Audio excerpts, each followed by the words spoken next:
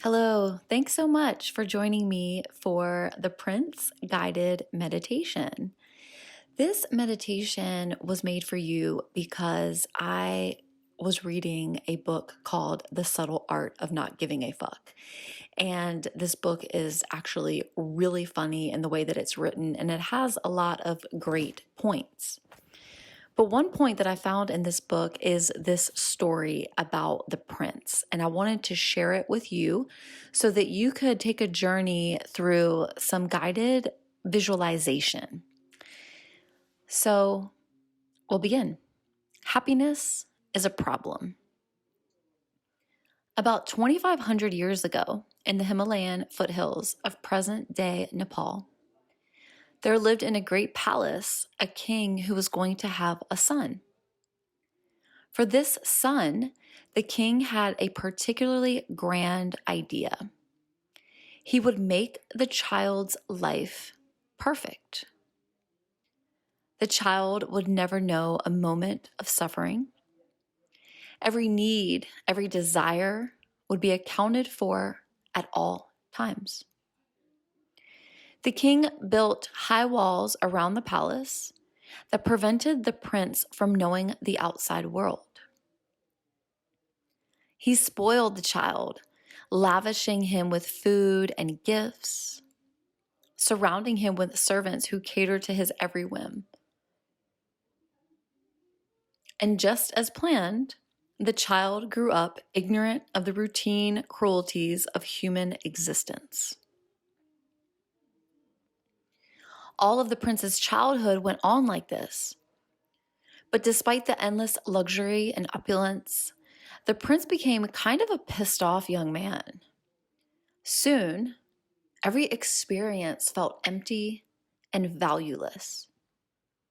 The problem was that no matter what his father gave him, it never seemed enough, never meant anything. So late one night, the prince snuck out of the palace to see what was beyond its walls. He had a servant drive him through the local village, and what he saw horrified him. For the first time in his life, the prince saw human suffering. He saw sick people, old people, homeless people, people in pain, even people dying. The prince returned to the palace and found himself in some sort of existential crisis, not knowing how to process what he'd seen. He got all emotional about everything and complained a lot. And as is so typical of young men, the prince ended up blaming his father for the very things his father had tried to do for him. It was the riches, the prince thought, that had made him so miserable, that has made his life seem so meaningless. He decided to run away. But the prince was more like his father than he knew. He had grand ideas too. He wouldn't just run away.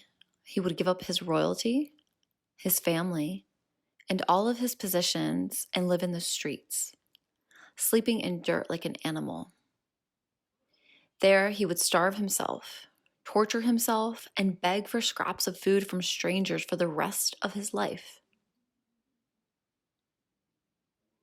The next night, the prince snuck out of the palace again, this time never to return.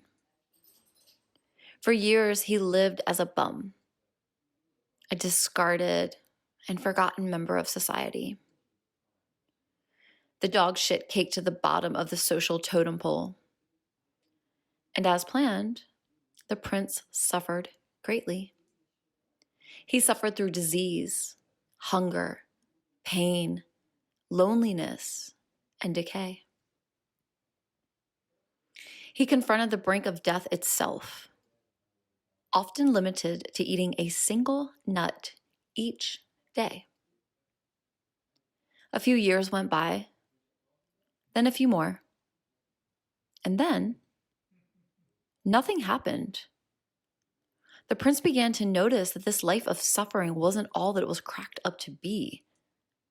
It wasn't bringing him the insight he had desired.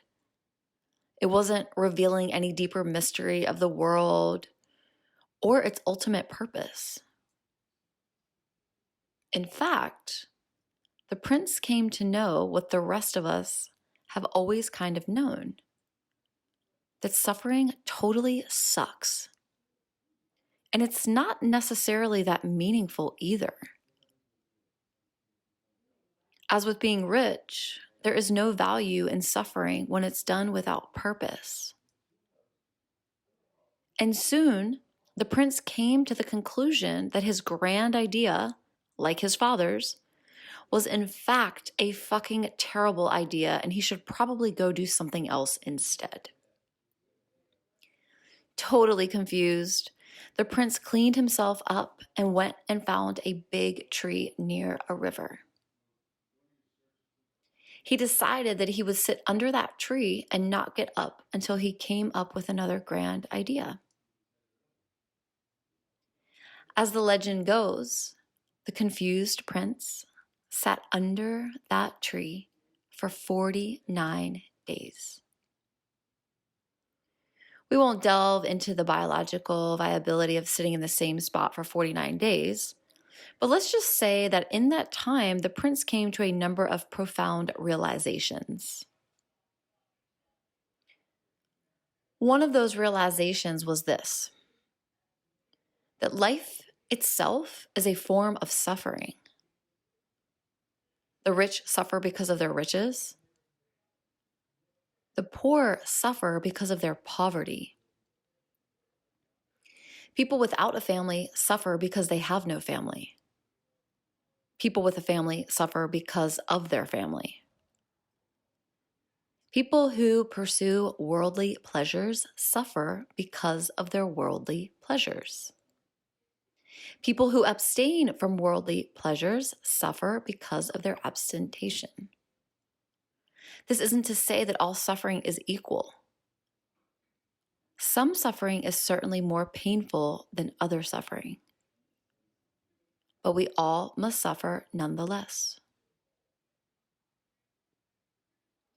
Years later, the prince would build his own philosophy and share it with the world.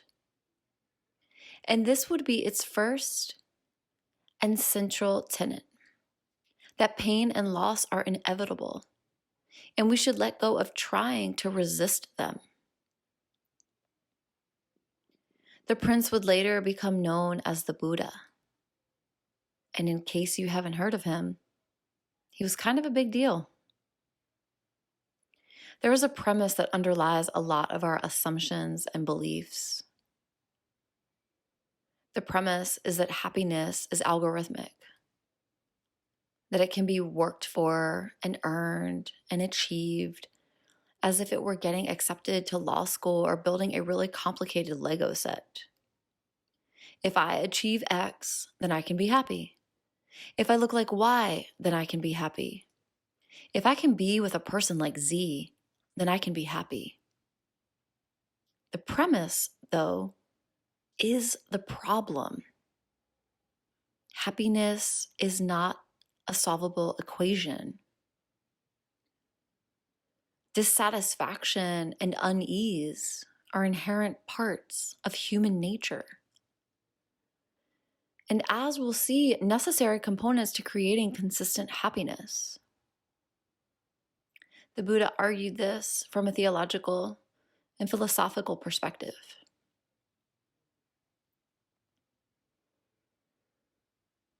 I hope you enjoyed this information on Buddha, how Buddha came to be from the Prince story. And I'd like to also add one of Buddha's teachings. Take the sentence, "I want happiness." Now, this is something that we have all, as human beings, thought about. I want happiness. In Buddha's teaching, he breaks down this very short sentence. If you remove the I, you remove ego. If you remove want, you remove desire. What is left is happiness.